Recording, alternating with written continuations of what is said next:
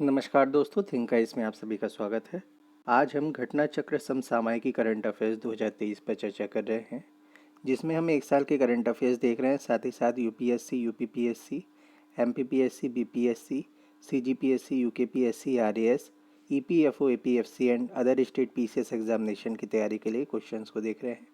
अगर आपको वीडियो अच्छी लगती है तो आप इसको लाइक कीजिए, चैनल को सब्सक्राइब कीजिए और बेल आइकन दबाना मत भूलिएगा। चलिए चर्चा की शुरुआत करते हैं। आज का हमारा टॉपिक है स्टैच्यू ऑफ प्रॉस्पेरिटी। तो इसमें हम सारे स्टैच्यू ऑफ प्रॉस्पेरिटी, इक्वालिटी, ये सब देखेंगे। सबसे पहला टॉपिक कैंपेगौड़ा से हम स्टार्ट करेंगे। कैंपेगौड़ा प्रथम जो थे बंगलुरु के संस्थापक, विजयनगर साम्राज्य के अधीन 16वीं शताब्दी के एक सामंतवादी शासक थे। इन्हें ही स्थानीय रूप से नाड प्रभु कैंपेगौड़ा के नाम से जाना जाता है। इन्हें आधुनिक बेंगलोर, वर्तमान बंगलुरु का संस्थापक माना जाता है। स्मरणीय तथ्य देख लेते हैं। 11 नवंबर 2022 को प्रधानमंत्री नरेंद्र मोदी ने बंगलुरु में श्री नाड प्रभु कैंपेगौड़ा की प्रतिमा का अनावरण किया। यह प्रतिमा बंगलुरु अंतर्राष्ट्रीय हवाई अड्डे, कैंपेगौड़ा अंतर्राष्ट्रीय हवाई अड्डा के परिसर में स्थित है। इस प्रतिमा को स्टैच्यू ऑफ प्रॉस्पेरिटी नाम दिया गया है। यह नाड प्रभु कैंपेगौड़ा की कांस्य की प्रतिमा है, ब्रॉन्ज स्टैच्यू है, लेकिन ये पूरी ब्रॉन्ज नहीं है, स्टील की भी बनी है। इस प्रतिमा की ऊंचाई 108 फीट है। इस प्रतिमा के निर्माण में 98 टन कांस्य और 120 टन इस्पात स्टील का उपयोग हुआ है। इस प्रतिमा के शिल्पकार हैं राम वी सुतार। उल्लेखनीय कि श्री सुतार ने गुजरात स्थित विश्व की सबसे ऊंची प्रतिमा, जिसकी ऊंचाई 182 मीटर है, स्टैच्यू ऑफ यूनिटी को भी डिज़ाइन किया था। तो आपको पता होगा 182 मीटर क्यों रखी गई, क्योंकि गुजरात विधानसभा में 182 सीटें हैं। स्टैच्यू ऑफ प्रॉस्पेरिटी को world book of records London में शामिल किया गया है। इस प्रतिमा के नाम किसी शहर के संस्थापक की पहली और सबसे ऊंची कांस्य प्रतिमा, first and tallest bronze statue of a founder of a city होने का रिकॉर्ड दर्ज है। अगला स्टैच्यू है हमारा स्टैच्यू ऑफ बिलीफ। 29 अक्टूबर 2022 को राजस्थान में विश्व में भगवान शिव की सबसे ऊंची प्रतिमा, वर्ल्ड्स टॉलेस्ट शिवा स्टैच्यू का लोकार्पण किया गया। कहाँ पर? राजस्थान में। कब किया गया? 29 अक्टूबर 2022 को, भगवान शिव की ऊंची प्रतिमा। यह प्रतिमा राजस्थान के राजसमंद जिले के नाथद्वार नगर में स्थापित की गई। तो राजस्थान के कौन से जिले में? राजसमंद जिले में। वहाँ पे कौन सी जगह पर? नाथद्वारा नगर में। इस प्रतिमा को स्टैचू ऑफ बिलीफ कहते हैं या विश्वास स्वरूपम कहा जाता है। तो स्टैचू ऑफ बिलीफ का मतलब क्या होता है? विश्वास स्वरूपम। इस प्रतिमा की ऊंचाई 369 फीट है, 112.47 मीटर है। इस प्रतिमा में भगवान शिव को ध्यान यानी मेडिटेशन की मुद्रा में बैठा हुआ दिखाया गया है। इस प्रतिमा के निर्माण में 3000 टन इस्पात यानी स्टील और लोहे तथा 2.5 लाख घन टन कंक्रीट एवं बालू सैंड का उपयोग किया गया है। अगला देखते हैं स्टैचू ऑफ पीस। 16 नवंबर 2020 को प्रधानमंत्री नरेंद्र मोदी ने स्टैचू ऑफ पीस का अनावरण किया। यह जैनाचार्य श्री विजय वल्लभ सुरीश्वर जी महाराज 1870 से 1954 में थे। ये इनकी प्रतिमा है ये। तो सुरीश्वर जी महाराज का जन्म 1870 में हुआ था, इनकी मृत्यु 1954 में हुई थी। इनका पूरा नाम है जैनाचार्य जी का श्री विजय वल्लभ सुरीश्वर जी महाराज। स्टैचू ऑफ पीस इन्हीं के नाम पर बनाई गई है। इस प्रतिमा की ऊंचाई 151 इंच है। यह प्रतिमा 8 धातुओं से निर्मित है, जिसमें तांबा, कॉपर मुख्य घटक है। यह प्रतिमा पाली, राजस्थान में जैतपुरा स्थित विजय वल्लभ साधना केंद्र में स्थापित है। तो राजस्थान में कहाँ पर है? जैतपुरा में है और विजय वल्लभ साधना केंद्र में है। स्टैच्यू ऑफ इक्वालिटी की बात कर लेते हैं। 5 फरवरी 2022 को प्रधानमंत्री नरेंद्र मोदी ने स्टैच्यू ऑफ इक्वालिटी को राष्ट्र को समर्पित किया है। स्टैच्यू ऑफ इक्वालिटी 11वीं सदी के महान दार्शनिक, चिंतक एवं भक्त संत श्री रामानुजाचार्य जी की प्रतिमा है। किसकी प्रतिमा? श्री रामानुजाचार्य जी की। यह प्रतिमा शमशाबाद, हैदराबाद, तेलंगाना स्थित त्रिदंडी चिन्ना जीयर स्वामी आश्रम में स्थापित है। तो जगह कौन सी है? शमशाबाद है, हैदराबाद में पड़ती है, तेलंगाना में। और जगह में कौन सा आश्रम है? त्रिदंडीय चिन्ना जीयर स्वामी आश्रम, त्रिदंडी चिन्ना जीयर स्वामी आश्रम। स्टैच्यू ऑफ इक्वालिटी को हिंदी में समता मूर्ति नाम दिया गया है। इस प्रतिमा की ऊंचाई 216 फीट है। यह प्रतिमा पंचलौह, 5 धातुओं के संयोजन से निर्मित है। ये 5 धातुएं हैं स्वर्ण यानी सोना, चांदी, तांबा, पीतल और जस्ता। स्टैच्यू ऑफ इक्वालिटी बैठी हुई मुद्रा, सिटिंग पोस्चर में विश्व की दूसरी सबसे ऊंची प्रतिमा है। वर्ल्ड सेकंड टॉलेस्ट स्टैच्यू, बैठी हुई मुद्रा में। थाईलैंड स्थित ग्रेट बुद्धा ऑफ थाईलैंड को बैठी हुई मुद्रा में विश्व की सबसे ऊंची प्रतिमा माना जाता है। इस प्रतिमा की ऊंचाई 302 फीट है। किस प्रतिमा की? स्टैच्यू ऑफ इक्वालिटी की।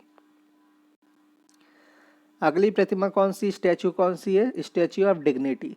12 अक्टूबर 2022 को उत्तर प्रदेश के मुख्यमंत्री श्री योगी आदित्यनाथ ने अयोध्या जनपद में स्वामी रामानुजाचार्य जी की प्रतिमा का अनावरण किया। तो यही रामानुजाचार्य जी जिनके बारे में हमने अभी पढ़ा था।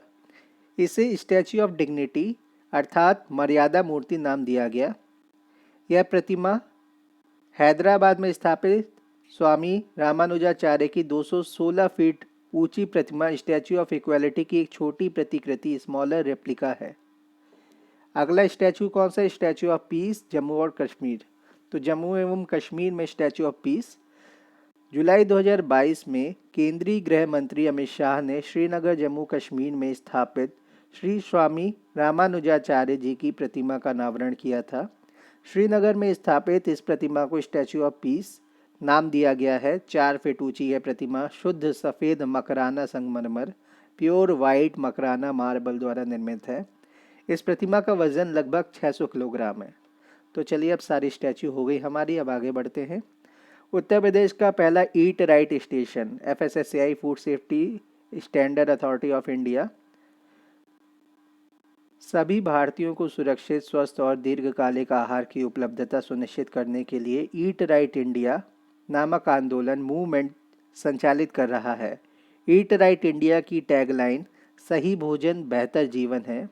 Eat right railway station FSSAI के नेतृत्व में ईट राइट इंडिया आंदोलन के अंतर्गत संचालित पहलों में से एक है।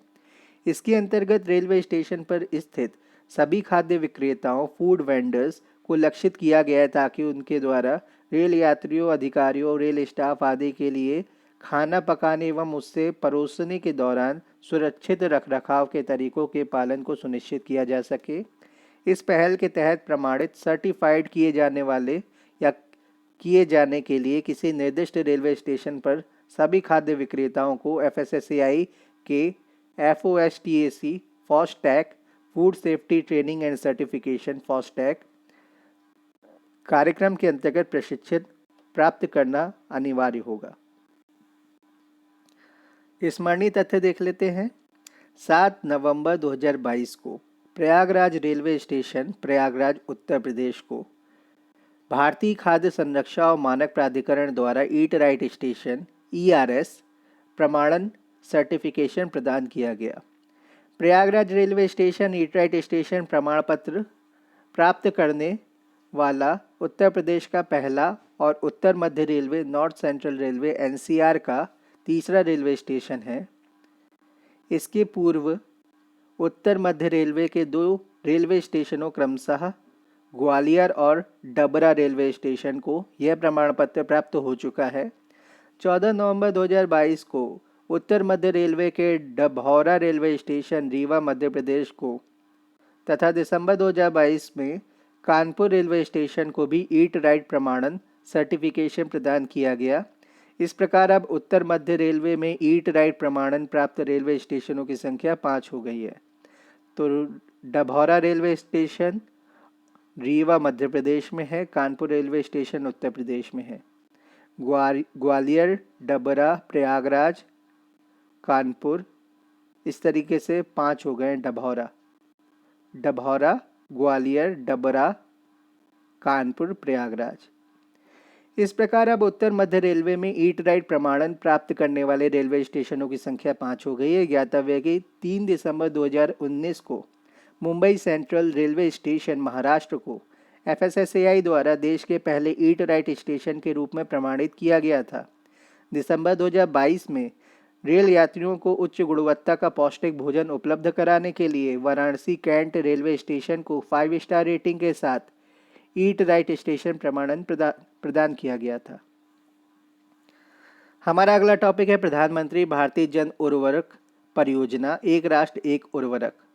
उर्वरक यानी फर्टिलाइजर्स ऐसे पादप पोषक तत्व हैं, प्लांट न्यूट्रिएंट्स हैं, जिनका उत्पादन वाणिज्यिक रूप से अकार्बनिक रसायनों इनऑर्गेनिक केमिकल से किया जाता है। भारत में सर्वाधिक प्रयोग किए जाने वाले उर्वरक हैं यूरिया का मूल्य केंद्र सरकार द्वारा नियुक्त होता है या नियंत्रित होता है। तो डीएपी और यूरिया भारत सरकार द्वारा इसके मूल्य का निर्धारण होता है। और अभी आजकल क्या हो रहा है, नैनो यूरिया और नैनो डीएपी भारत सरकार ने जारी किए हैं। इसमें लगभग 45 बोरी यूरिया के बराबर आधे लीटर की बोतल होती है, लिक्विड बोतल होती है, जिसको आप पानी में मिला करके पूरे खेत में छिड़काव कर सकते हैं। आगे बढ़ते हैं। उत्पादक कंपनियां यूरिया को एक निश्चित एमआरपी पर बेचती हैं, जो उत्पादन लागत का मात्र 10 से 20% तक होता है। शेष 80 से 90% तक उत्पादन लागत केंद्र सरकार उत्पादकों मैन्युफैक्चरर्स को सब्सिडी के रूप में उपलब्ध कराती है। अन्य उर्वरकों जैसे डीएपी डाई अमोनियम फॉस्फेट एवं एमओपी म्यूरिएट ऑफ पोटाश आदि की कीमतें आधिकारिक रूप से केंद्र सरकार द्वारा नियंत्रित नहीं की जाती। तो केवल यूरिया की कीमतें केंद्र सरकार द्वारा नियंत्रित की जाती है, डीएपी और एमओपी की नहीं की जाती हैं। तो ये आधिकारिक रूप से नहीं की जाती, ज़्यादातर कर लेती है सरकार। हालांकि ये उर्वरक सब्सिडी प्रणाली के अंतर्गत ही आते हैं। अभी तक सभी उत्पादक कंपनियां उर्वरकों को स्वयं की ब्रांड पहचान ओन ब्रांड आइडेंटिटी के साथ बिना केंद्र सरकार के योगदान का उल्लेख किए बेच रही थी। तो सफ़ेद बोरी में आपको ज़्यादातर यूरिया मिलता है, पीली बोरी में डीएपी मिलता है, और अब तो नैनो यूरिया और नैनो डीएपी की बोतलें आने लगी हैं आधे आधे लीटर की। तो अगर आप खेती करते हैं तो आप उसको ले सकते हैं। स्मरणीय तथ्य है 17 अक्टूबर 2022 को प्रधानमंत्री नरेंद्र मोदी ने प्रधानमंत्री भारतीय जन उर्वरक परियोजना, एक राष्ट्र एक उर्वरक, पीएम भारतीय जन उर्वरक परियोजना, वन नेशन वन फर्टिलाइजर का शुभारंभ किया। प्रधानमंत्री भारतीय जन उर्वरक परियोजना, एक राष्ट्र एक उर्वरक के तहत प्रधानमंत्री ने भारत यूरिया बैग को भी लॉन्च किया है। तो भारत यूरिया बैग को भी प्रधानमंत्री ने लॉन्च किया है। इसके अंतर्गत उर्वरकों के लिए एक ही ब्रांड और लोगो का उपयोग किया जाएगा। इसी अवसर पर प्रधानमंत्री ने केंद्रीय रसायन और उर्वरक मंत्रालय के अंतर्गत 600 प्रधानमंत्री किसान समृद्धि केंद्रों PMKSK का भी शुभारंभ किया। एक राष्ट्र एक उर्वरक, इस योजना के अंतर्गत सब्सिडी वाले उर्वरक पूरे देश में एक ही ब्रांड नामक, उस ब्रांड का नाम क्या है, भारत के तहत विक्रय किए जाएंगे। तो भारत ब्रांड के अंदर सारे उर्वरक देश में सब्सिडी वाले जो होंगे वो बेचे जाएंगे। तो इस योजना एक राष्ट्र एक उर्वरक योजना के अंतर्गत सब्सिडी वाले उर्वरक पूरे देश में एक ही ब्रांड नाम भारत के तहत विक्रय किए जाएंगे। अब यूरिया पूरे देश में केवल भारत ब्रांड के नाम से या उसी के तहत उपलब्ध होगा। स्पष्ट है कि भारत सरकार ने उर्वरक उत्पादक कंपनियों के लिए उनके उत्पादों का विपणन भारत ब्रांड नामक या भारत ब्रांड नाम से करना अनिवार्य कर दिया है। इससे उत्पादन करने वाली कंपनियों से निरपेक्ष पूरे देश में उर्वरक ब्रांडों का मानकीकरण स्टैंडर्डाइजेशन सुनिश्चित होगा। तो इससे क्या होगा कि मानकीकरण अच्छा हो जाएगा। एक ही ब्रांड नाम से अगर उर्वरक होगा, एक ही ब्रांड नाम से डीएपी होगा, तो ये सारी चीज़ें क्या होंगी, ढंग से बिक पाएंगी। किसानों को पता होगा कि उन्हें क्या चीज़ खरीदनी है, तो वो डायरेक्ट उस चीज़ को खरीद सकते हैं। सब्सिडी वाला अगर उनको उर्वरक खरीदना है तो वो भारत ब्रांड नाम से खरीद सकते हैं। तो इस योजना के तहत कंपनियों को अपने उर्वरक बैग में या उर्वरक बैग के केवल 1/3 स्थान पर अपना नाम, लोगो एवं अन्य प्रासंगिक उत्पाद संबंधी जानकारी प्रदर्शित करने की अनुमति होगी। तो अगर आपकी कोई कंपनी, आप उर्वरक बनाते हो या डीएपी बनाते हो, तो आप क्या करोगे, भारत ब्रांड नाम से बेचोगे, लेकिन अगर अपनी कंपनी का नाम लिखना है तो छोटे अक्षरों में आप लिख सकते हो उसका नाम, अपनी कंपनी का ब्रांड, लोगो, नाम, ये सब लिख सकते हो। तो इस योजना के तहत कंपनियों को अपने उर्वरक बैग के केवल 1/3 स्थान पर अपना नाम, लोगो और अन्य प्रासंगिक उत्पाद संबंधी जानकारी प्रदर्शित करने की अनुमति होगी। शेष 2/3 स्थान पर भारत ब्रांड नाम और पीएम भारतीय जन उर्वरक परियोजना के लोगों को दिखाना होगा। Urea di ammonium phosphate DAP, muriate of potash MOP, muriate of potash और नाइट्रोजन फॉस्फेट पोटेशियम एनपीके आदि के लिए एकल ब्रांड नाम क्रमशः Bharat urea, Bharat DAP, Bharat MOP और भारत एनपीके आदि प्रयुक्त होगा। यह योजना सभी उर्वरक कंपनियों, राज्य व्यापार संस्थाओं एसटीई, स्टेट ट्रेड इंटरप्राइजेज और उर्वरक विपणन संस्थाओं एफएमई पर लागू होगी। Fertilizer marketing enterprises. इस योजना के कार्यान्वयन के फलस्वरूप अब देश में बिकने वाला यूरिया एक ही नाम, एक ही ब्रांड और एक ही गुणवत्ता का होगा।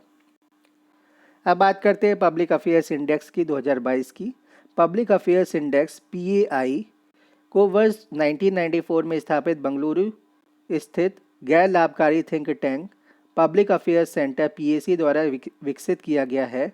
यह सूचकांक वर्ष 2016 से प्रत्येक वर्ष जारी किया जा रहा है। इस सूचकांक के तहत भारत के राज्यों को उनके प्रशासनिक प्रदर्शन, गवर्नेंस परफॉर्मेंस के आधार पर रैंक प्रदान की जाती है। स्मरणीय तथ्य देख लेते हैं। 14 अक्टूबर 2022 को पब्लिक अफेयर्स सेंटर द्वारा वार्षिक रिपोर्ट पब्लिक अफेयर्स इंडेक्स 2022 का प्रकाशन किया गया। पब्लिक अफेयर्स इंडेक्स पीएआई का यह 7वां वार्षिक संस्करण है। इस सूचकांक में राज्यों को जनसंख्या आकार की दृष्टि से 18 बड़े राज्यों और 10 छोटे राज्यों में वर्गीकृत किया गया है। पीएआई 2022 में केंद्र शासित प्रदेशों, यूनियन टेरिटरीज को शामिल नहीं किया गया है। बड़े राज्यों की श्रेणी में हरियाणा सर्वश्रेष्ठ प्रशासित राज्य है और छोटे राज्यों की श्रेणी में सिक्किम सर्वश्रेष्ठ प्रशासित राज्य है। पीएआई 2022 में 5 टॉप स्टेट कौन से हैं? 5 बड़े राज्य। पहले पर हरियाणा है, स्कोर है 0.6948। दूसरे पे तमिलनाडु, स्कोर है 0.6668। तीसरे पे केरल है 0.6666। चौथे पे छत्तीसगढ़ है 0.6305। पाँचवें में पंजाब है 0.6223। तो बड़े राज्यों में पहले पे हरियाणा, दूसरे पे तमिलनाडु, तीसरे पे केरल, चौथे पे छत्तीसगढ़, पाँचवें पे पंजाब। शुरू के 2 याद रखिए आप, हरियाणा और तमिलनाडु। पीआई 2022 शीर्ष 5 छोटे राज्य। पहले पे सिक्किम 0.5715 स्कोर है। दूसरे पे हिमाचल प्रदेश 0.5048 स्कोर है। तीसरे पे उत्तराखंड 0.4953 स्कोर है। चौथे पे गोवा 0.4828 स्कोर है। पाँचवें पे मिजोरम 0.4700 स्कोर है। तो पहले पे सिक्किम, दूसरे पे हिमाचल प्रदेश, तीसरे पे उत्तराखंड, चौथे पे गोवा, पाँचवें पे मिजोरम। ये 5 छोटे राज्य हो गए पीआई 2022 में। तो पहला दूसरा याद रखिए, सिक्किम और हिमाचल प्रदेश। नोट, इस श्रेणी में नागालैंड ने 0.3104 के समग्र स्कोर के साथ अंतिम स्थान 10वां हासिल किया है। सूचकांक में उत्तर प्रदेश को बड़े राज्यों की श्रेणी के तहत शामिल किया गया है। सद्यः सूचकांक में उत्तर प्रदेश ने गत वर्ष की तुलना में अपनी रैंक में सुधार करते हुए 0.5201 के समग्र स्कोर के साथ 12वां स्थान हासिल किया है। विदित हो कि पीआई 2021 में इसे अंतिम स्थान 18वां प्राप्त हुआ था। आगे बढ़ते, हिमाचल प्रदेश की 2 जल विद्युत परियोजनाओं की आधारशिला रखी गई है। पनबिजली यानी हाइड्रो पावर परियोजनाओं को उनके आकार के आधार पर आमतौर पर 2 खंडों में वर्गीकृत किया जाता है, छोटी यानी स्मॉल और बड़ी यानी लार्ज जल विद्युत परियोजनाएं, हाइड्रो पावर प्रोजेक्ट्स। भारत में 25 मेगावाट, 25 मेगावाट या उससे कम क्षमता की पनबिजली परियोजनाओं को छोटी जल विद्युत परियोजनाओं, small hydro power projects SHP के रूप में वर्गीकृत किया जाता है। पुनः छोटी जल विद्युत परियोजनाएं निम्न प्रकार से वर्गीकृत की जाती हैं। पहली है सूक्ष्म माइक्रो इसमें क्या होता है, 100 किलोवाट तक की क्षमता होती है। दूसरी है मिनी, इसमें 101 किलोवाट से 2 मेगावाट तक की क्षमता होती है। और तीसरी है छोटी, स्मॉल, इसमें 2 मेगावाट से 25 मेगावाट तक की क्षमता होगी। तो अधिकतम कितनी होगी, 25 मेगावाट तक की क्षमता। इसके अतिरिक्त 500 मेगावाट या उससे अधिक स्थापित क्षमता की जल विद्युत परियोजनाओं को वृहद यानी मेगा परियोजनाओं के रूप में वर्गीकृत किया जाता है। स्मरणीय तथ्य देख लेते हैं। 13 अक्टूबर 2022 को प्रधानमंत्री नरेंद्र मोदी द्वारा हिमाचल प्रदेश के 2 जल विद्युत परियोजनाओं की आधारशिला रखी गई। यह आधारशिला हिमाचल प्रदेश के चंबा जिले में रखी गई। इन पनबिजली यानी हाइड्रो पावर प्रोजेक्ट परियोजनाओं में शामिल कौन कौन है। पहले नंबर पे कौन सी है, 48 मेगावाट की चांजू 3 पन बिजली परियोजना hydro power project. Chanju 3 hydro power project, ये स्मॉल कैटेगरी में है। सॉरी, ये स्मॉल से बढ़ गया ना, स्मॉल 25 मेगावाट तक है, तो स्मॉल से ऊपर है ये, तो इसको मीडियम कैटेगरी में हम रखेंगे। लार्ज कैटेगरी लगभग 500 मेगावाट से ऊपर होती है, तो मीडियम कैटेगरी वाली है ये। तो 48 मेगावाट की चांजू 3 पनबिजली परियोजना। दूसरी है 30 मेगावाट की देवथल चांजू पनबिजली परियोजना हाइड्रो पावर प्रोजेक्ट। तो पहली चांजू 3, दूसरी देवथल चांजू। प्रधानमंत्री कार्यालय पीएमओ के अनुसार इन दोनों परियोजनाओं से वार्षिक 270 मिलियन यूनिट से अधिक बिजली का उत्पादन होगा। चांजू 3 जल विद्युत परियोजना के बारे में देख लेते हैं। यह परियोजना हिमाचल प्रदेश के चंबा जिले में दंतोई गांव के निकट स्थित है। यह चांजू नाला पर स्थित एक रन ऑफ द रिवर परियोजना है। नाला बेसिकली ट्रिब्यूटरीज को भी कह देते हैं नाले का मतलब गंदा पानी ही नहीं होता। यह परियोजना चांजू नाला और मिहाद नाला के संयुक्त जल के प्रयोग पर आधारित है। देवथल चांजू जल विद्युत परियोजना, इसके बारे में देख लेते हैं। यह एक रन ऑफ द रिवर परियोजना है। रन ऑफ द रिवर मतलब बहती हुई रिवर में ही आपने छोटे मोटे प्लांट लगा दिए तो वो रन ऑफ द रिवर परियोजना कहलाती है। बहते हुए पानी का आप प्रयोग कर रहे हो बेसिकली बिजली पैदा करने के लिए। यह हिमाचल प्रदेश के चंबा जिले में देवथल नाला पर स्थित है। इन दोनों परियोजनाओं का निर्माण और संचालन हिमाचल प्रदेश ऊर्जा निगम limited, Himachal Pradesh power corporation limited एचपीपीसीएल द्वारा किया जाएगा। भारत में जल विद्युत क्षमता देख लेते हैं। केंद्रीय विद्युत मंत्रालय के अनुसार मार्च 2023 तक भारत की कुल स्थापित विद्युत क्षमता 4,12,212 मेगावाट जीवाश्म प्लस गैर जीवाश्म है। तो कुल कितनी है, 4,12,212 मेगावाट है। तो इसमें जीवाश्म भी है और गैर जीवाश्म भी है, फॉसिल भी है, नॉन फॉसिल भी है।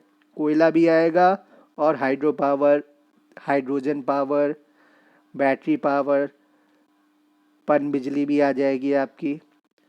तो सोलर भी आ जाएगा इसमें, विंड भी आ जाएगी, बहुत सारी चीज़ें आ जाएंगी। जिसमें छोटी जल विद्युत क्षमता 4,943 मेगावाट कुल स्थापित विद्युत क्षमता का 1.2% है। वृहद जल विद्युत क्षमता 46,850 मेगावाट है, कुल स्थापित विद्युत क्षमता का 11.4% है। तो हमने अभी जीवाश्म और गैर जीवाश्म का कैटेगराइजेशन किया था, जो 4,12,212 मेगावाट के अंतर्गत था। छोटी जल विद्युत क्षमता कितनी है, 4,943 मेगावाट, लगभग 5 गीगावाट के आसपास। ये कितनी पड़ती है विद्युत क्षमता का, कुल स्थापित विद्युत क्षमता का 1.2%। और वृहद यानी बड़ी जल विद्युत क्षमता कितनी है, 46,850 मेगावाट, यानी लगभग 47 गीगावाट, कुल स्थापित विद्युत क्षमता का 11.4% है। अब बात करते हैं बल्क ड्रग पार्क की आधारशिला रखी गई है। भारत औषध उद्योग, इंडियन फार्मास्यूटिकल इंडस्ट्री आकार के आधार पर बाय वॉल्यूम विश्व में तीसरा सबसे बड़ा, जबकि मूल्य के आधार पर इन टर्म्स ऑफ वैल्यू 14वां सबसे बड़ा उद्योग है। विश्व भर में निर्यात की जाने वाली कुल औषधियों और दवाइयों में भारत का योगदान 3.5% है। हालांकि इन उपलब्धियों के बावजूद भारत कुछ मूलभूत कच्चे माल, बेसिक रॉ मटेरियल्स यथा बल्क ड्रग्स के आयात हेतु अन्य देशों पर निर्भर है। बल्क ड्रग्स को सक्रिय औषधि सामग्री एपीआईज, एक्टिव फार्मा इंग्रेडिएंट्स भी कहा जाता है। बेसिकली चाइना से आती हैं ये भारत में ज़्यादातर। यह दवाओं के लिए एक प्रमुख घटक होते हैं जो इन्हें वांछित चिकित्सकीय प्रभाव, डिजायर्ड थेराप्यूटिक इफेक्ट्स प्रदान करते हैं। तो अब भारत सरकार ने क्या सोचा है कि एपीआई अपने घर में बनाएंगे, यानी भारत के अंदर बनाएंगे। तो उत्तर प्रदेश में प्लांट लग रहे हैं, गुजरात में प्लांट लग रहे हैं, और भी बहुत सारी जगह लग रहे हैं प्लांट, उत्तराखंड में भी लग रहे हैं। स्मरणीय तथ्य देख लेते हैं। 13 अक्टूबर 2022 को प्रधानमंत्री नरेंद्र मोदी द्वारा हिमाचल प्रदेश के ऊना में बल्क ड्रग पार्क की आधारशिला रखी गई। तो कहाँ पर? हिमाचल प्रदेश के ऊना में रखी गई।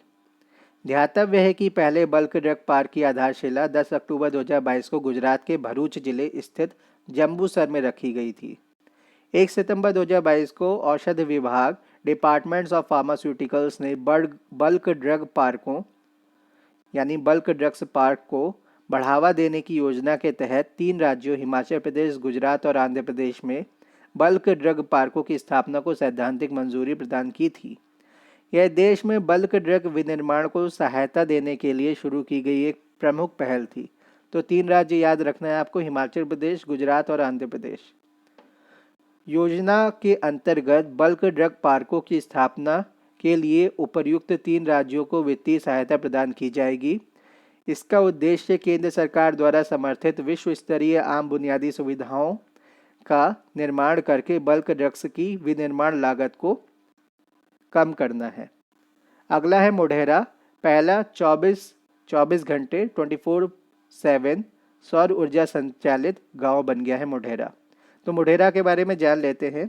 मोढेरा गांव गुजरात के महसाणा जिले में स्थित है। यह गांव, यहाँ पर क्या है, सूर्य मंदिर सन टेम्पल स्थित है, इसी के लिए प्रसिद्ध है।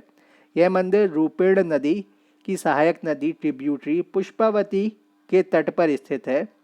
इस मंदिर का निर्माण 1026-27 ईस्वी में चालुक्य वंश के राजा भीम प्रथम के शासन के दौरान किया गया था। उल्लेखनीय कि मोढेरा को मोढेरापुरा एवं मुंडेरा आदि नामों से भी जाना जाता है। स्मरणीय तथ्य देख लेते हैं। 9 से 11 अक्टूबर 2022 के मध्य प्रधानमंत्री नरेंद्र मोदी ने गुजरात का दौरा किया। इस यात्रा के दौरान मोढेरा को भारत का पहला 24 घंटे 24/7 सौर ऊर्जा से संचालित सोलर पावर्ड गांव घोषित किया गया। प्रधानमंत्री ने मोढेरा स्थित सूर्य मंदिर में हेरिटेज लाइटिंग का भी उद्घाटन किया। तो हेरिटेज लाइटिंग भी की गई वहां पर। इस प्रकार यह मंदिर भारत का पहला ऐसा विरासत स्थल हेरिटेज साइट बन गया है जो पूर्णतः सौर ऊर्जा यानी सोलर एनर्जी द्वारा संचालित है। सूर्य मंदिर और पूरे गांव को सौर ऊर्जा के माध्यम से संचालित करने वाली यह अपनी तरह की पहली परियोजना है। इस गांव में भू आधारित ग्राउंड माउंटेड 6 मेगावाट क्षमता का एक सौर ऊर्जा संयंत्र स्थापित किया गया है। गांव की सभी आवासीय एवं सरकारी इमारतों की छत पर सौर पैनल लगाए गए हैं। उल्लेखनीय कि मोढेरा का सौरीकरण solarisation of Modhera Suryagram sun village परियोजना के तहत किया गया है। इस परियोजना के माध्यम से मोढेरा भारत का पहला शुद्ध नवीनीकरण या नवीकरणीय ऊर्जा उत्पादक नेट रिन्यूएबल एनर्जी जनरेटर गांव बन गया है। यह पहला ऐसा गांव है जहां सौर ऊर्जा संचालित अत्याधुनिक इलेक्ट्रिक वाहन चार्जिंग स्टेशन है। भारत की पहली ग्रिड संबद्ध MWH स्तरीय बैटरी ऊर्जा संग्रहण प्रणाली grid connected MWH scale battery energy storage system Modhera में स्थापित की गई है। स्वच्छता ही सेवा है 2022 और सुजलम 1.0 एवं 2.0 अवार्ड। स्वच्छता ही सेवा देश में स्वच्छता का स्तर बनाए रखने के लिए जनता द्वारा श्रमदान देने वाले एक पाक्षिक फोर्टनाइटली अभियान है। क्या ये स्वच्छता ही सेवा देश में स्वच्छता का स्तर बनाए रखने के लिए जनता द्वारा श्रमदान देने वाला एक पाक्षिक फोर्टनाइटली अभियान है। इस अभियान का आयोजन प्रतिवर्ष 15 सितंबर से 2 अक्टूबर के दौरान किया जाता है। 100 दिवसीय सुजलम SUJALM सुजलाम अभियान को केंद्रीय जल शक्ति मंत्रालय मिनिस्ट्री ऑफ जल शक्ति द्वारा 25 अगस्त 2021 को आरंभ किया गया था। इस अभियान का उद्देश्य 1 मिलियन सोख्ता गड्ढों सोक पिट्स के निर्माण और अन्य धूसर जल ग्रे वाटर प्रबंधन गतिविधियों के माध्यम से ग्रामीण स्तरों पर अधिक से अधिक ओडीएफ प्लस गांवों का सृजन करना था। तो सोख्ता गड्ढे क्या होते हैं? जो ह्यूमन फीकल होता है, ह्यूमन वेस्ट होता है, तो उसको सोख्ता गड्ढों में इकट्ठा किया जाता है। 2 गड्ढे बनाए जाते हैं, एक को 6 महीने के लिए बंद कर दिया जाता है, दूसरे को काम में लिया जाता है।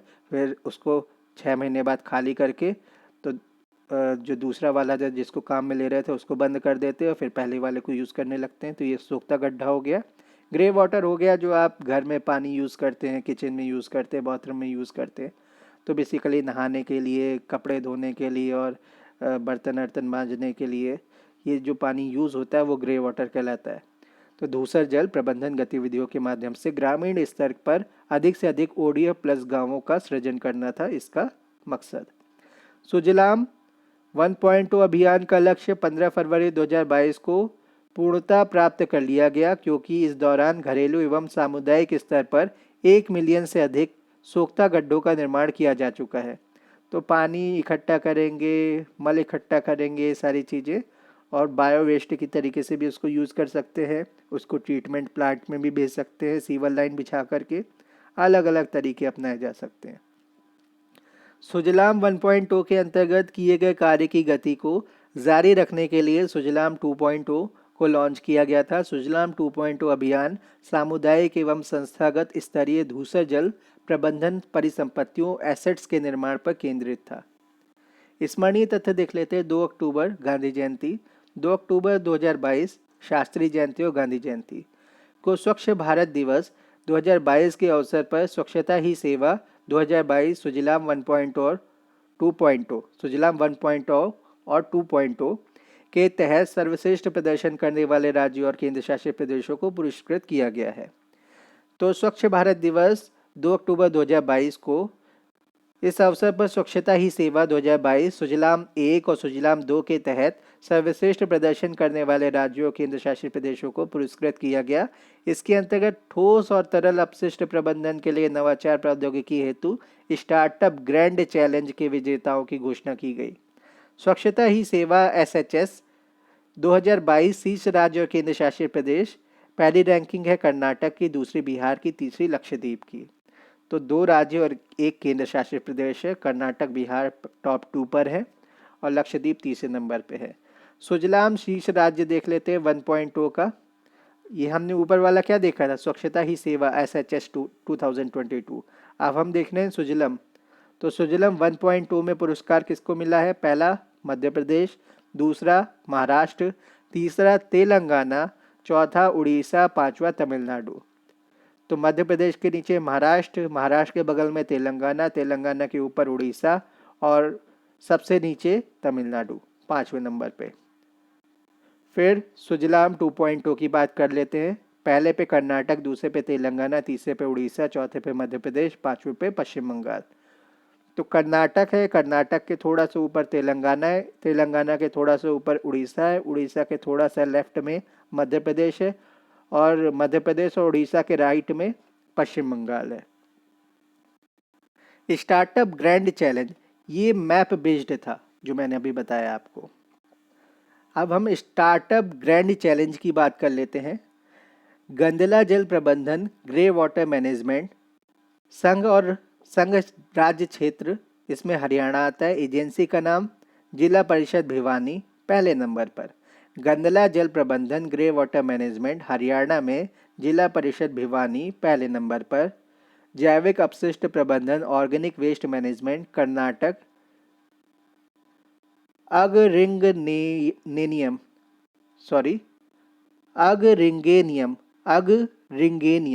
इनोवेशन प्राइवेट लिमिटेड, थोड़ा प्रोनाउंसिएशन डिफिकल्ट है, अगरिंगनेनियम। तो ये पहले नंबर पर है कर्नाटक में। जैविक अपशिष्ट प्रबंधन में, ऑर्गेनिक वेस्ट मैनेजमेंट में अगरिंगेनियम इनोवेशन प्राइवेट लिमिटेड। तीसरा है Gobardhan galvanizing organic bio agro resources Dhan. तो इसकी फुल फॉर्म जो है गोबर धन, GOBAR, गोबर DHAN धन। ओके, तो इसमें महाराष्ट्र और तमिलनाडु क्रमशः, महाराष्ट्र पहले नंबर पे, तमिलनाडु दूसरे नंबर पे है। महाराष्ट्र की जो एजेंसी है carbon loops private limited, Tamil Nadu की एजेंसी है clean energy tech solutions LLP, clean energy tech solutions LLP। आगे बढ़ते हैं। प्लास्टिक अपशिष्ट प्रबंधन में गुजरात पहले पे, तमिलनाडु दूसरे पे। गुजरात की कंपनी है Saltech design labs private limited, Tamil Nadu की कंपनी है HVA chemical solutions private limited, ये दूसरे पर है। स्वच्छ सर्वेक्षण ग्रामीण की बात कर लेते हैं। पेयजल एवं स्वच्छता विभाग वर्ष 2018 से स्वच्छ सर्वेक्षण ग्रामीण SSG को संचालित कर रहा है। SSG के तहत वर्ष 2018 में 7,000 गांवों, वर्ष 2019 में 17,200 गांवों और 2022 में 17,559 गांवों को आच्छादित किया गया है। SSG स्वच्छ सर्वेक्षण ग्रामीण 2022 के राज्यों और जिला के परामर्श से इप्सोस रिसर्च प्राइवेट लिमिटेड द्वारा संचालित किया गया। तो SSG 2022 को राज्यों और जिला के परामर्श से इप्सोस रिसर्च प्राइवेट लिमिटेड द्वारा संचालित किया गया। स्मरणीय तथ्य देख लेते हैं। 2 अक्टूबर 2022 को स्वच्छ भारत दिवस 2022 के अवसर पर स्वच्छ सर्वेक्षण ग्रामीण 2022 रिपोर्ट जारी की गई। यह सर्वेक्षण पेयजल और स्वच्छता विभाग द्वारा पूर्ण किया गया। इस सर्वेक्षण में देश भर के 33 राज्यों और केंद्र शासित प्रदेशों, 3 केंद्र शासित प्रदेश हैं चंडीगढ़, दिल्ली और लक्षद्वीप को छोड़कर। 33 राज्य और केंद्र शासित प्रदेश है दिल्ली, लक्षद्वीप और चंडीगढ़ छोड़ करके। 709 जिले हैं, 17,559 गांव शामिल किए गए हैं। देश भर के 33 राज्य और केंद्र शासित प्रदेशों की समग्र रैंकिंग में उत्तर प्रदेश स्कोर कितना है? 694.74, इसका जो स्थान है 18वां है। जबकि बिहार स्कोर 377.80, 32वें स्थान पर है। तो उत्तर प्रदेश कौन से स्थान पर था? 18वें पर।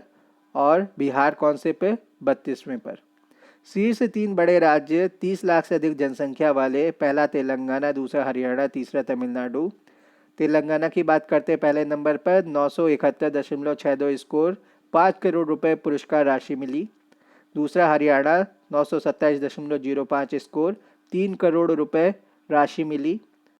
तीसरा है तमिलनाडु 883.48, 2 करोड़ रुपए की राशि मिली। टोटल 10 करोड़ रुपए बांटे गए, जो 30 लाख से अधिक जनसंख्या वाले 3 राज्य थे बड़े। शीर्ष 3 छोटे राज्य और संघ राज्य क्षेत्र 30 लाख से कम जनसंख्या वाले, पहला अंडमान निकोबार द्वीप समूह, दूसरा दादर नगर हवेली दमन और दीव, तीसरा है सिक्किम। तो पहले की बात करते हैं अंडमान और निकोबार द्वीप समूह की। 903.52 स्कोर है, 2.5 करोड़ रुपए दिए गए। दूसरा है दादरा नगर हवेली दमन और दीव, 845.12 स्कोर है, 1.5 करोड़ रुपए दिए गए। तीसरा सिक्किम है 843.73 स्कोर, 1 करोड़ रुपए दिया गया। टोटल 5 करोड़ रुपए दिए गए।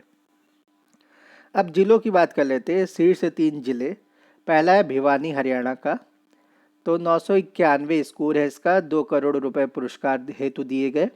दूसरा है जगितियाल,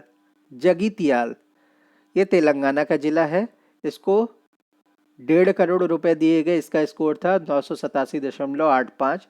तीसरा है निज़ामाबाद तेलंगाना का, 986.15 स्कोर, 1 करोड़ रुपए दिया गया।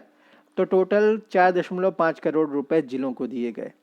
तो 10 करोड़ रुपए बड़े राज्यों को दिए गए, 5 करोड़ रुपए छोटे राज्यों को दिए गए, 4.5 करोड़ रुपए जिलों को दिए गए। मोबाइल ऐप एवं वेब पोर्टल के माध्यम से सर्वाधिक भागीदारी वाला राज्य उत्तर प्रदेश है। मोबाइल ऐप एवं वेब पोर्टल के माध्यम से सर्वाधिक भागीदारी वाला जिला कानपुर देहात है। स्वच्छ सर्वेक्षण 2022 की बात कर लेते हैं। 1 अक्टूबर 2022 को राष्ट्रपति द्रौपदी मुर्मू ने स्वच्छ सर्वेक्षण 2022 के परिणाम घोषित किए। इसके साथ ही स्वच्छ भारत मिशन शहरी 2.0 की प्रथम वर्षगांठ को मनाया गया। स्वच्छ सर्वेक्षण 2022 में 4,354 शहरों का आकलन असेसमेंट किया गया है, जिसमें 62 छावनी है, कंटेनमेंट एरिया है, तो कंटोनमेंट बोर्ड है। इसमें 91 गंगा किनारे बसे शहर हैं, तो इसको हम गैंजेस टाउन भी कहते हैं, ये शामिल हैं।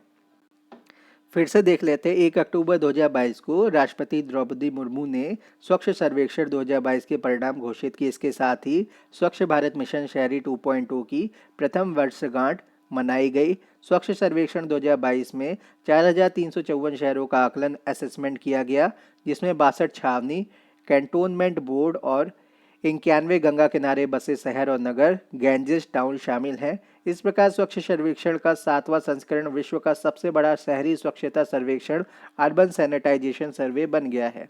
स्मरणीय तथ्य देख लेते हैं। स्वच्छ सर्वेक्षण 2022 में राष्ट्रीय स्तर समग्र रूप से 1 लाख से अधिक जनसंख्या श्रेणी में पर लगातार छठी बार इंदौर को भारत का सबसे स्वच्छ शहर क्लीनेस्ट सिटी घोषित किया गया है। शीर्ष 10 शहरों की रैंकिंग 1 लाख से अधिक जनसंख्या की श्रेणी में पहले में इंदौर मध्य प्रदेश, दूसरे में सूरत गुजरात, तीसरे में नवी मुंबई महाराष्ट्र, चौथे में विशाखापट्टनम आंध्र प्रदेश, पांचवें में विजयवाड़ा आंध्र प्रदेश, छठे में भोपाल मध्य प्रदेश, सातवें में तिरुपति आंध्र प्रदेश, आठवें में मैसूरू कर्नाटक, नौवें में नई दिल्ली दिल्ली, 10वें में अंबिकापुर छत्तीसगढ़। तो पहला इंदौर, दूसरा सूरत, तीसरा नवी मुंबई, चौथा वाइजैक, पांचवां विजयवाड़ा, छठा भोपाल, सातवां तिरुपति, आठवां मैसूरू, नौवां नई दिल्ली न्यू दिल्ली, 10वां अंबिकापुर। शीर्ष 5 शहर और 1 से 10 लाख जनसंख्या की श्रेणी में तो पहला तिरुपति आंध्र प्रदेश, दूसरा मैसूरू कर्नाटक, तीसरा न्यू दिल्ली दिल्ली, चौथा अंबिकापुर छत्तीसगढ़, पांचवा नोएडा उत्तर प्रदेश। तो पहला तिरुपति, दूसरा मैसूरू, तीसरा न्यू दिल्ली, चौथा अंबिकापुर, पांचवा नोएडा। इस श्रेणी में ईटानगर अरुणाचल प्रदेश को अंतिम स्थान 382वां स्थान प्राप्त हुआ है। शीर्ष 5 राज्य देख लेते हैं। 100 शहरी स्थानीय निकायों से कम और 100 शहरी स्थानीय निकायों से अधिक। तो पहले नंबर पे त्रिपुरा आता है, ये है 100 शहरी स्थानीय निकायों से कम वाला, और 100 शहरी स्थानीय निकायों से अधिक वाले में मध्य प्रदेश टॉप 1 पर आता है। दूसरे पे झारखंड और छत्तीसगढ़, तीसरे पे उत्तराखंड महाराष्ट्र, चौथे पे हिमाचल प्रदेश तेलंगाना, पांचवे पे हरियाणा पंजाब। तो इसमें फिर से देख लेते हैं। पहले पे त्रिपुरा है 100 शहरी स्थानीय निकायों से कम, दूसरे पे झारखंड है, तीसरे पे उत्तराखंड है, चौथे पे हिमाचल प्रदेश है, पांचवे पे हरियाणा है। और 100 शहरी स्थानीय निकायों से अधिक में पहले पे मध्य प्रदेश है, दूसरे पे छत्तीसगढ़ है, तीसरे पे महाराष्ट्र है, चौथे पे तेलंगाना है, पांचवे पे पंजाब है। 100 शहरी स्थानीय निकायों अर्बन लोकल बॉडीज से अधिक श्रेणी वाले राज्यों में उत्तर प्रदेश का 10th स्थान है, 10वां स्थान है।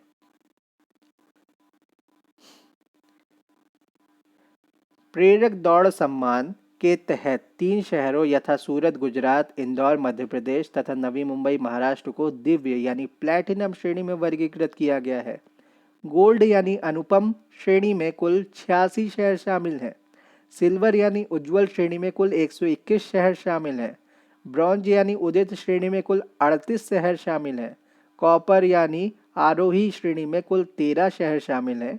प्रेरक दौड़ सम्मान के तहत गोल्ड अनुपम श्रेणी में उत्तर प्रदेश के गौतम बुद्ध नगर यानी आज का नोएडा को शामिल किया गया है।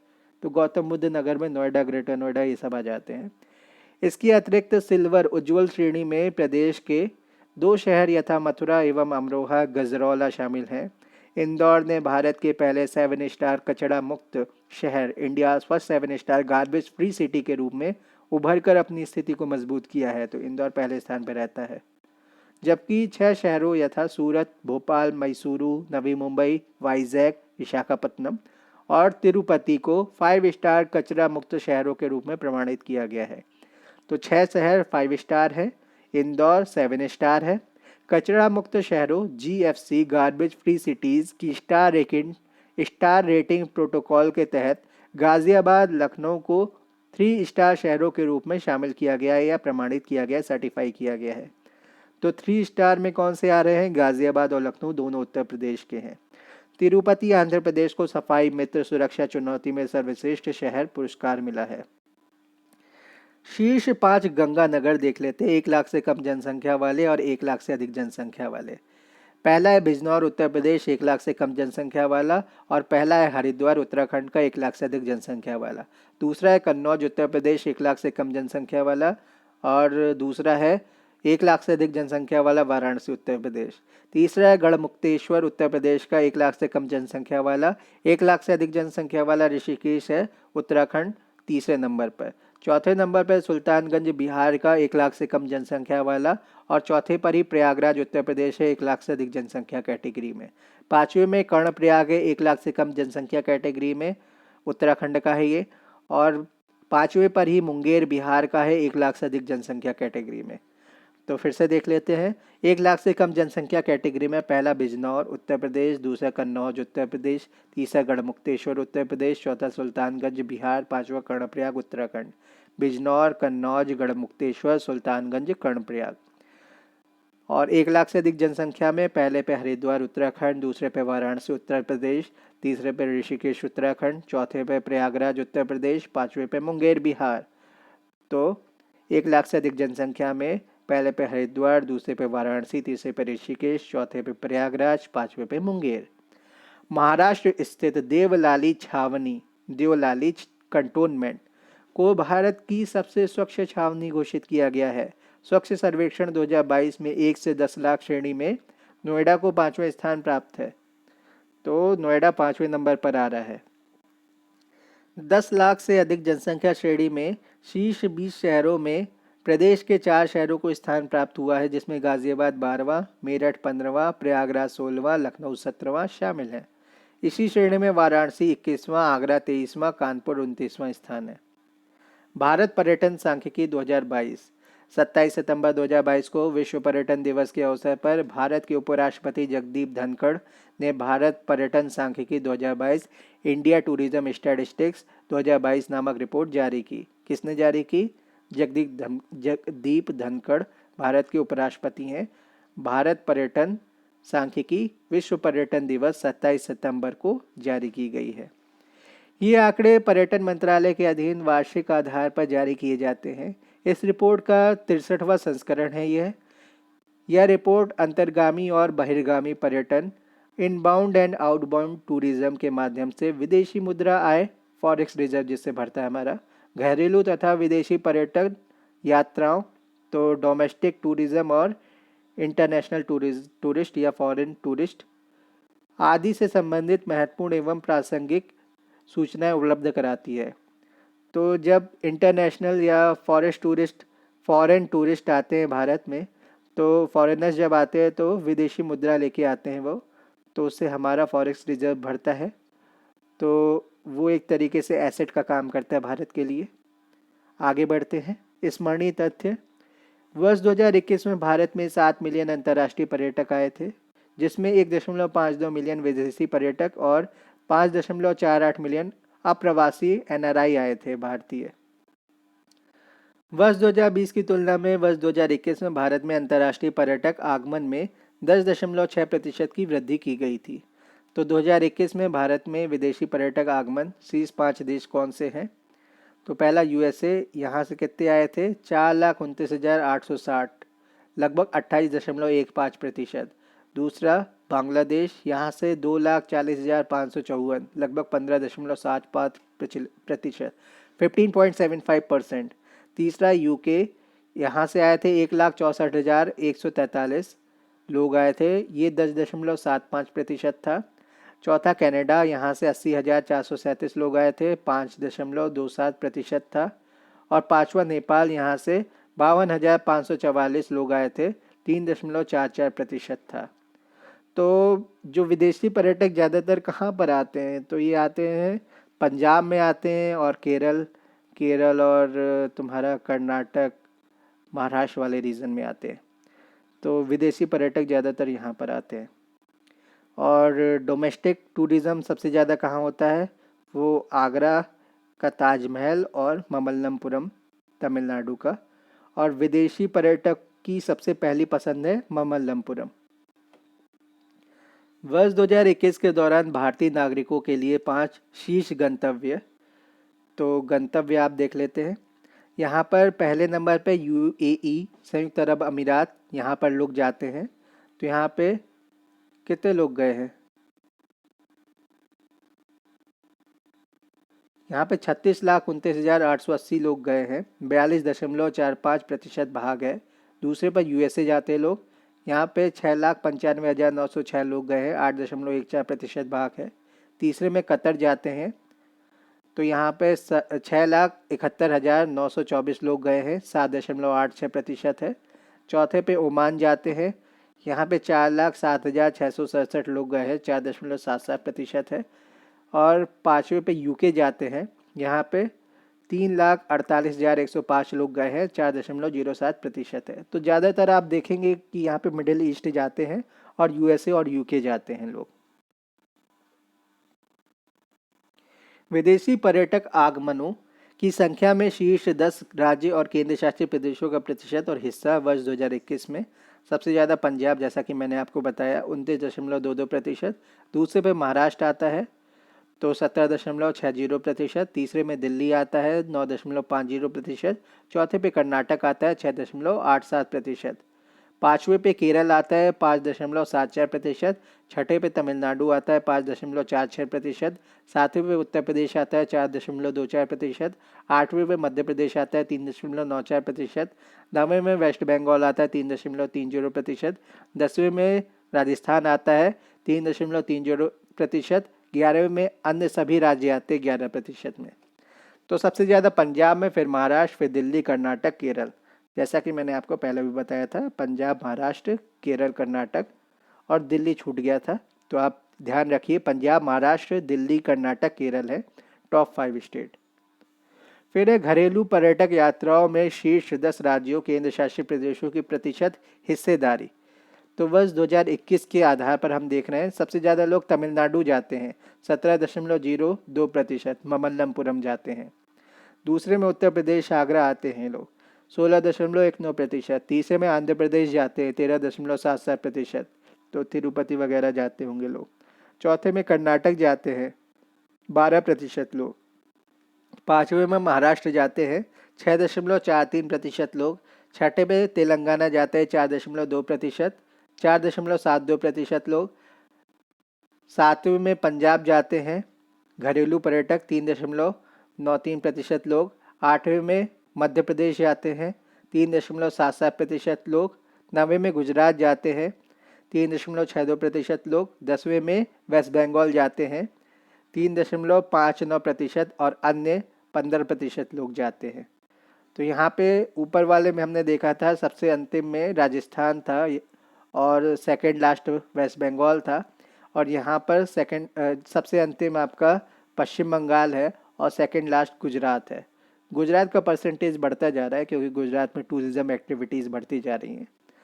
तो धीरे धीरे वो बढ़ता जाएगा, क्योंकि ये 2021 का आंकड़ा है। 2022-23 का आंकड़ा देखेंगे तो गुजरात अच्छी पोजीशन में आपको देखने को मिलेगा। भारत भ्रमण वर्ष 2023।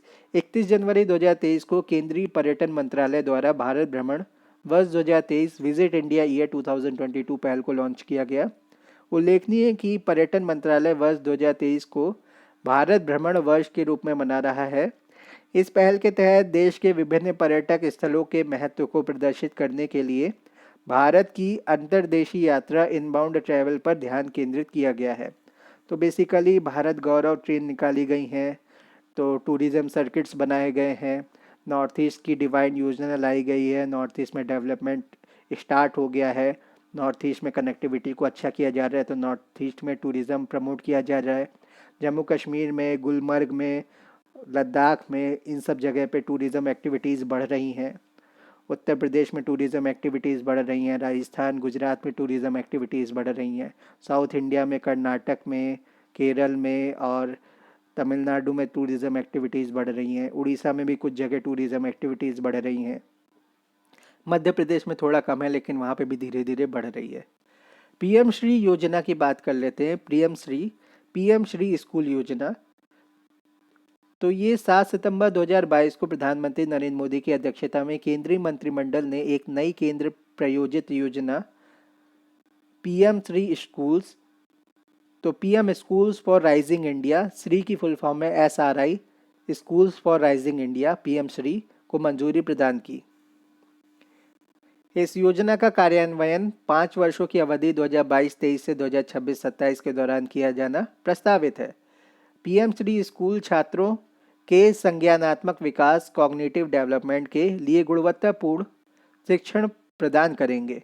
साथ ही 21वीं सदी के लिए महत्वपूर्ण कौशल से युक्त समग्र और पूर्ण विकसित व्यक्तियों का निर्माण और उनका पोषण करने का प्रयास करेंगे।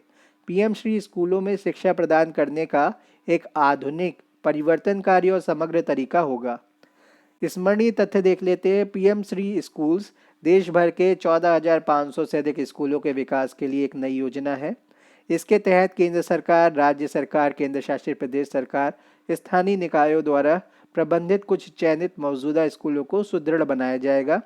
ये स्कूल आदर्श और नमूना स्कूलों के रूप में कार्य करेंगे और राष्ट्रीय शिक्षा नीति NEP 2020 के सभी घटकों को प्रदर्शित करेंगे। साथ ही अपने निकटवर्ती अन्य स्कूलों को मार्गदर्शन और परामर्श प्रदान करेंगे। पीएम श्री स्कूलों को ग्रीन स्कूलों के रूप में विकसित किया जाएगा। इसके तहत पर्यावरण अनुकूल पहलुओं जैसे सौर पैनलों, LED लाइट्स, प्राकृतिक खेती युक्त पोषण वाटिका, अपशिष्ट प्रबंधन, वेस्ट मैनेजमेंट इत्यादि को शामिल किया जाएगा। एक स्कूल गुणवत्ता आकलन फ्रेमवर्क। तो स्कूल गुणवत्ता आकलन framework SQAF school quality assessment framework का विकास किया जाएगा, जिसमें परिणामों के मापन के लिए प्रमुख प्रदर्शक संकेतकों का उल्लेख किया जाएगा। इंडिकेटर्स होंगे कुछ। पीएम श्री स्कूल को समग्र शिक्षा, KVS केंद्रीय विद्यालय संगठन और NVS नवोदय विद्यालय समिति के लिए उपलब्ध मौजूदा प्रशासनिक ढांचे के माध्यम से लागू किया जाएगा। मिशन स्कूल्स ऑफ एक्सीलेंस 19 अक्टूबर 2022 को प्रधानमंत्री नरेंद्र मोदी द्वारा गुजरात के अडालज स्थित त्रिमंदिर में मिशन स्कूल्स ऑफ एक्सीलेंस का शुभारंभ किया गया। इस मिशन का उद्देश्य गुजरात में शिक्षा के बुनियादी ढांचे को सुदृढ़ बनाना था। तो गुजरात की जगह का नाम याद रखिए। तो गुजरात के अडालज स्थित त्रिमंदिर में मिशन स्कूल्स ऑफ एक्सीलेंस शुरू किया गया था और गुजरात का शिक्षा ढांचा, शिक्षा का बुनियादी ढांचा सुदृढ़ बनाना है इसका उद्देश्य। इस मिशन की परिकल्पना 10,000 करोड़ रुपए के परिव्यय के साथ की गई। यह मिशन विश्व बैंक द्वारा आंशिक रूप से वित्त पोषित है, तो वर्ल्ड बैंक इसमें फंड दे रहा है। नमस्ते योजना की बात कर लेते हैं। हाथ से मैला उठाने वाले कर्मियों के नियोजन का प्रतिषेध तथा उनका पुनर्वास अधिनियम 2013, the prohibition of employment as manual scavengers and their rehabilitation act 2013 6 दिसंबर 2013 से प्रभावी है। The prohibition of employment as manual scavengers and their rehabilitation act 2013 कब से प्रभावी है? 6 दिसंबर 2013 से। यह अधिनियम अस्वच्छ शौचालयों के निर्माण, रखरखाव और हाथ से मैला ढोने वाले या नालों को साफ करने वाले, सेप्टिक टैंकों को साफ करने वाले, जोखिमपूर्ण सफाई करने वाले में किसी व्यक्ति के नियोजन का प्रतिषेध करता है।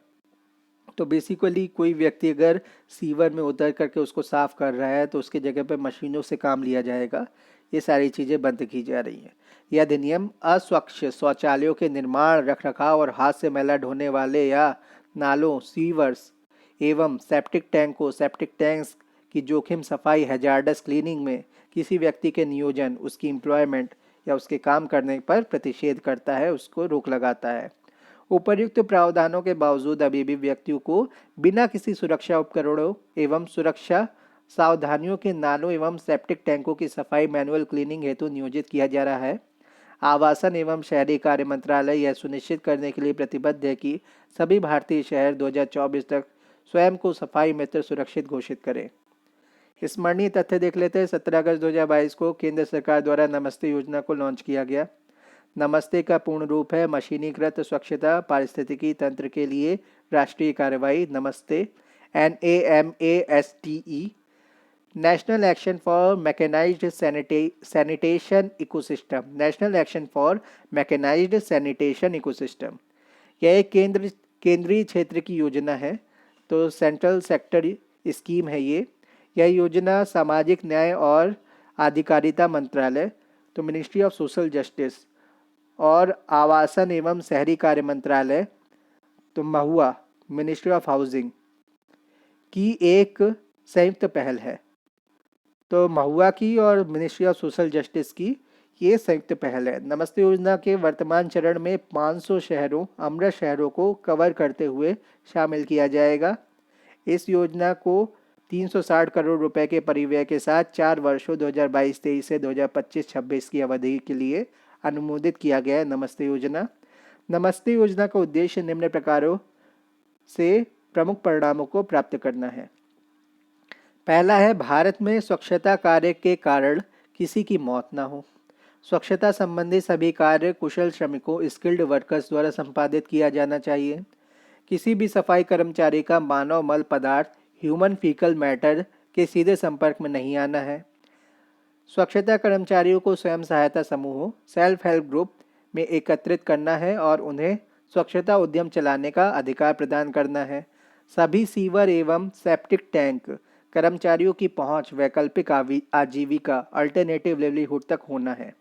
तो ऐसा नहीं कि उनको नौकरी से ही निकाल दिया, कि मशीनीकृत कर दिया है, तो जो अभी तक महिला ढोते थे तो उनको हमने नौकरी से ही उनकी आजीविका ही ख़त्म कर दी। ऐसा कुछ नहीं होगा। उनको ट्रेनिंग दी जाएगी, तो वो उस ट्रेनिंग को पा करके उस मशीन को चलाना सीखेंगे और उससे सफाई करना सीखेंगे।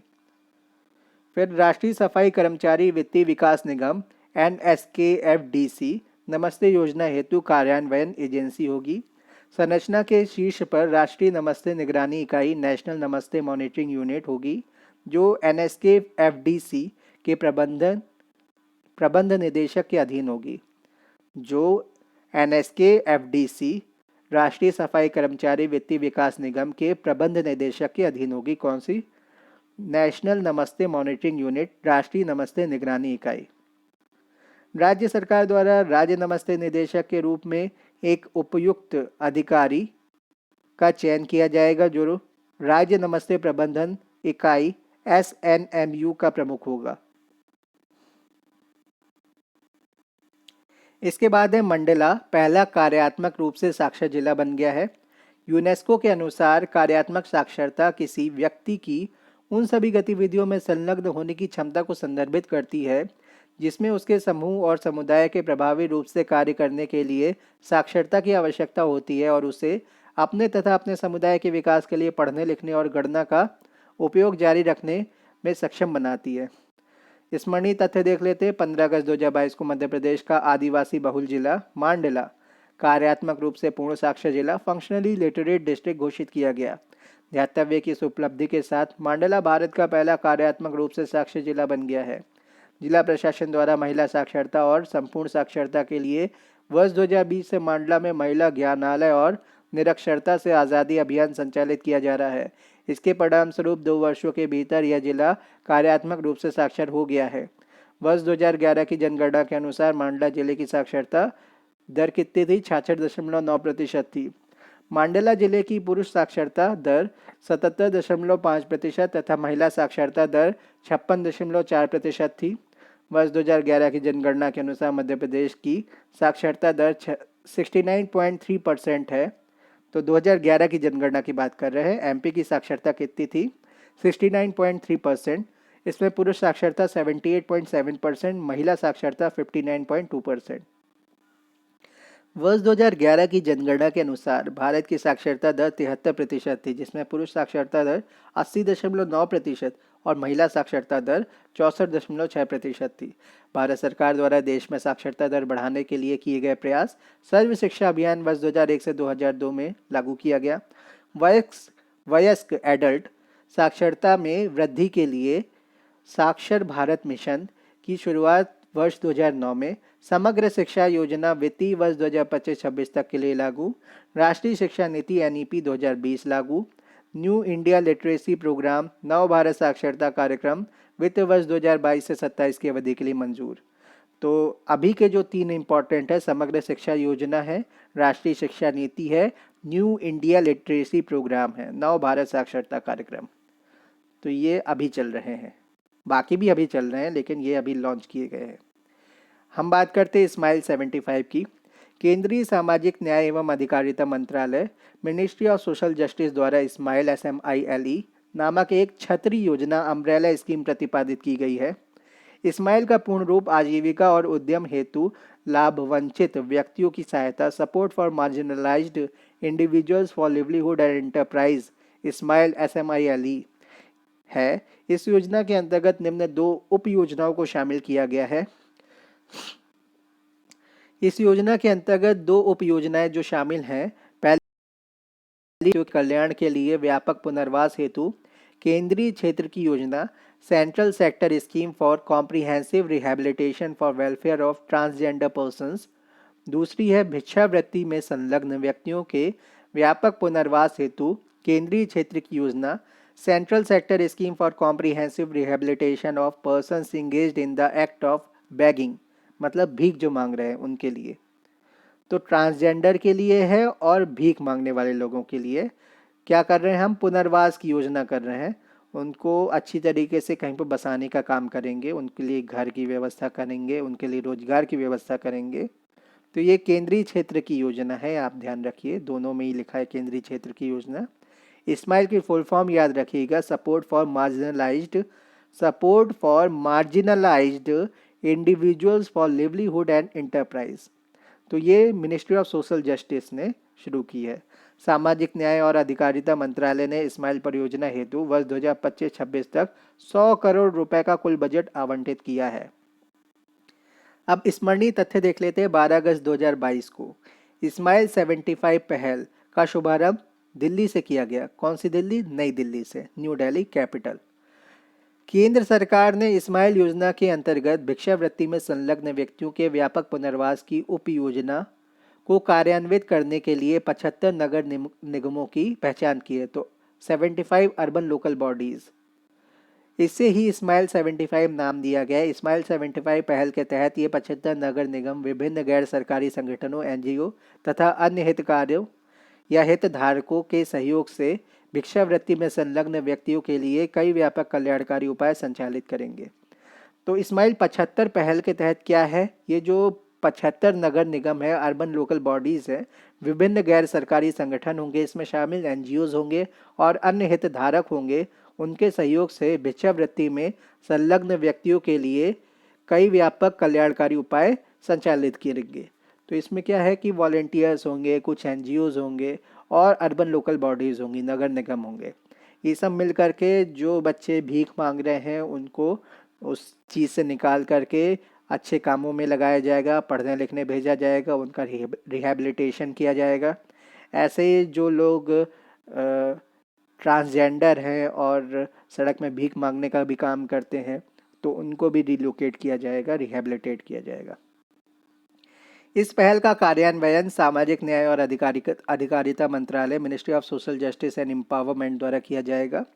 इस पहल के निम्न उद्देश्य हैं: निराश्रयता, डेस्टिट्यूशन और भिक्षावृत्ति, बेगरी की समस्या को दूर करना, देश के शहरों, कस्बों और नगर पालिका क्षेत्रों को भिक्षावृत्ति से मुक्त करना, विभिन्न हितधारकों की समन्वित गतिविधियों के माध्यम से भिक्षावृत्ति के काम में लगे लोगों के लिए व्यापक पुनर्वास की एक रणनीति तैयार करना। जनगणना के अनुसार भिक्षावृत्ति में संलग्न व्यक्तियों की सर्वाधिक संख्या पश्चिम बंगाल 81,244 में है। इस दृष्टि से उत्तर प्रदेश 65,835 द्वितीय स्थान पर है।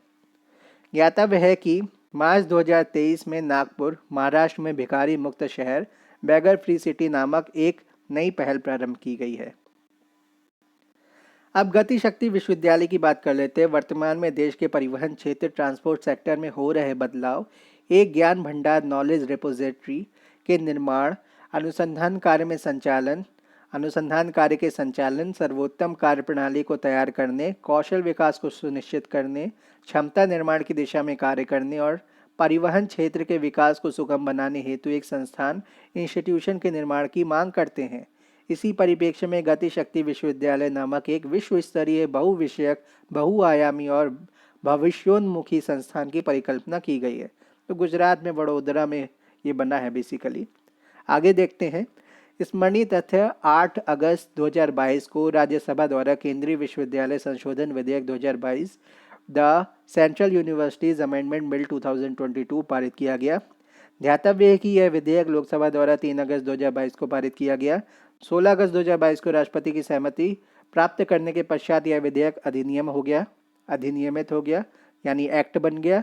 यह अधिनियम भारत में एक नए केंद्रीय विश्वविद्यालय, गति शक्ति विश्वविद्यालय की स्थापना का प्रावधान करता है, गति शक्ति विश्वविद्यालय की स्थापना से सामरिक रूप से महत्वपूर्ण और विस्तार कर रहे परिवहन क्षेत्र में प्रशिक्षित प्रतिभा टैलेंट की आवश्यकता की पूर्ति होगी। गति शक्ति का मतलब क्या है कि जितने भी डिपार्टमेंट है उनको क्लब करना है और डेवलपमेंट को स्पीड मोड में ले जाना है। अब क्या है कि जैसे एक डिपार्टमेंट है सड़क बनाने का काम करता है, दूसरा डिपार्टमेंट है पानी की व्यवस्था करता है, तीसरा ऑप्टिकल फाइबर बिछाता है, चौथा सीवर लाइन बिछाता है, पांचवा इलेक्ट्रिसिटी की तारें बिछाता है। तो क्या है कि जब रोड बन रही होती है तो खुदाई होती है, खुदाई में कभी ऑप्टिकल फाइबर कट जाती है, कभी पानी का पाइप टूट जाता है, कभी इलेक्ट्रिसिटी की तारें ऊपर से गिर जाती है, जो नीचे होती है अंडरग्राउंड होती है वो ख़राब हो जाती हैं, वो टूट जाती हैं, और कभी सीवर लाइन फट जाती है। ऐसा कुछ अगर होता है तो क्या हो कि एक आप क्या करें, सारे मंत्रालयों को क्लब कर लें कि आपको पहले कौन सा काम करना है, बाद में कौन सा काम करना है, कितनी देर में कहाँ पर, पूरा एक रोड मैप बना करके उसको गति शक्ति से मतलब एक स्पीडी मोड में लेके जाना है। तो गति शक्ति विश्वविद्यालय की स्थापना से सामरिक रूप से महत्वपूर्ण और विस्तार कर रहे परिवहन क्षेत्र में प्रशिक्षित प्रतिभा टैलेंट की आवश्यकता की पूर्ति होगी। वर्ष 2022 में यह अधिनियम यानी एक्ट केंद्रीय विश्वविद्यालय अधिनियम 2009 में संशोधन करता है। वर्ष 2022 में अधिनियम के माध्यम से राष्ट्रीय रेल और परिवहन संस्थान वडोदरा गुजरात को गति शक्ति विश्वविद्यालय में परिवर्तित किए जाने का प्रावधान किया गया है। उल्लेखनीय है कि राष्ट्रीय रेल एवं परिवहन संस्थान NRTI national rail and transportation institute वर्ष 2018 में स्थापित एक डीम्ड यूनिवर्सिटी है, डीम्ड विश्वविद्यालय है। तो इसका खुद का क्यूरिकुलम होता है डीम्ड यूनिवर्सिटी का, यूजीसी से अफिलिएट तो होती है लेकिन खुद का ये एक पाठ्यक्रम रखती है डीम्ड यूनिवर्सिटी। जैसे IITs हैं हमारी डीम्ड है, कुछ हमारी प्राइवेट इंस्टीट्यूशन डीम्ड है, तो इस बात का ध्यान रखिएगा। दिसंबर 2022 में NRTI को केंद्रीय विश्वविद्यालय सेंट्रल यूनिवर्सिटी के रूप में परिवर्तित कर उसका पुनर्नामकरण गति शक्ति विश्वविद्यालय के रूप में किया गया। इस विश्वविद्यालय का विस्तार क्षेत्र संपूर्ण भारत में है। साथ ही यह विश्वविद्यालय भारत से बाहर भी अपने केंद्र स्थापित कर सकता है। जैसे कि अभी IIT मद्रास ने तंजानिया में अपनी एक यूनिट खोली है IIT मद्रास की, तो तंजानिया अफ्रीकन कंट्री है। तो ऐसे ही बात चल रही UAE में खुलेगी, सऊदी अरेबिया भी बात कर रहा है, मलेशिया भी बात कर रहा है, तो अलग अलग कंट्रीज़, इंडोनेशिया भी कह रहा है कि हमारे यहाँ भी IITs खोली जाए। तो साउथ ईस्ट कंट्रीज़ हो गई, साउथ एशियन कंट्रीज़ हो गई, साउथ ईस्ट एशियन कंट्रीज़ हो गई, अफ्रीकन कंट्रीज़ हो गई, और बाकी की जो साउथ अमेरिकन कंट्रीज़ हो गई, जो थर्ड वर्ल्ड कंट्रीज़ हैं बेसिकली, वो भारत से गुहार लगा रही हैं, भारत से मदद की बात कह रही हैं कि हमारे यहाँ भी IIT जैसे संस्थान खोलें आप। तो दिसंबर उल्लेखनीय कि राष्ट्रीय रेल एवं परिवहन संस्थान NRTI national rail and transportation institute वर्ष 2018 में स्थापित एक डीम्ड विश्वविद्यालय है। दिसंबर 2022 में NRTI को केंद्रीय विश्वविद्यालय सेंट्रल यूनिवर्सिटी के रूप में परिवर्तित कर उसका पुनर्नामकरण गति शक्ति विश्वविद्यालय के रूप में किया गया, ये हम देख चुके। इस विश्वविद्यालय का विस्तार क्षेत्र संपूर्ण भारत में है। साथ ही यह विश्वविद्यालय भारत से बाहर भी अपने केंद्र स्थापित कर सकता है, ये भी हम देख चुके। गति शक्ति विश्वविद्यालय केंद्र सरकार द्वारा रेल मंत्रालय के माध्यम से प्रायोजित एवं निबंधित है। यह परिवहन संबंधी शिक्षा, बहुविषयक अनुसंधान तथा प्रशिक्षण पर केंद्रित भारत का पहला विश्वविद्यालय है। चलिए अभी यहीं तक करते हैं, बाकी बाद में देखेंगे। धन्यवाद।